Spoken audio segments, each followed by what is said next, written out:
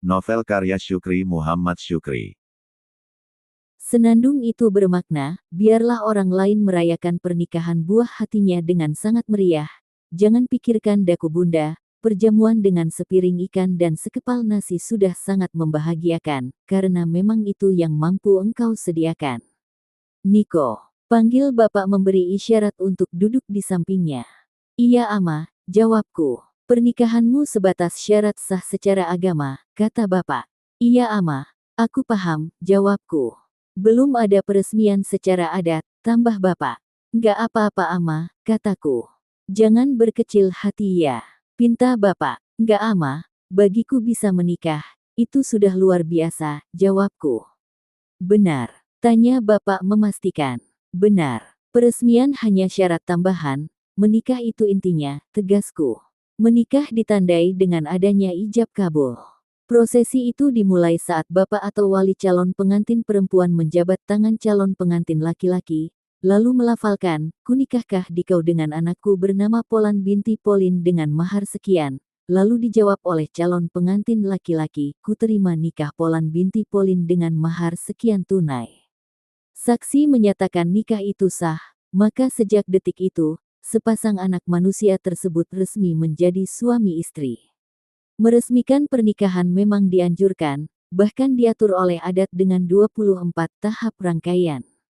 Filosofinya sebenarnya cukup sederhana, mengumumkan kepada sanak saudara, tetangga, dan masyarakat bahwa anak mereka sudah sah sebagai suami istri. Tujuannya, agar para undangan tidak sungkan menegur dan mengingatkan kedua pengantin, apabila mereka melanggar sumang, 4 kode etik. Dalam pikiranku, seremonial pernikahan itu cukup berat, butuh dana dan persiapan. Makanya diselenggarakan saat hati sedang riang, pikiran sedang senang, bukan saat sedang bermasalah ketika hati sedang susah. Apalagi hati orang tua Rani sedang susah, rumahnya di Pedemun harus segera dipindah. Aku sudah berjanji kepada Adi, usai ijab kabul siap membantu Pun Rahman membongkar rumah di Pedemun, lalu memindahkan ke Mendale. Waktunya tidak cukup sehari, bisa 2 hari atau berhari-hari. Makanya esensi peresmian pernikahan bukan prioritas, tetapi lebih kepada formalitas. Usai sarapan pada hari Sabtu pagi, aku sudah siap-siap dinasehati dalam acara beguru. Duduk di tengah, bersandar pada dinding bale-bale. Di kiri kananku didampingi bibi dan paman pondok baru, di sekelilingku semua sanak saudara dan tokoh masyarakat. Orang yang akan menasehatiku pagi itu adalah bapak, sosok yang selama ini mengajarku agar tetap tegar.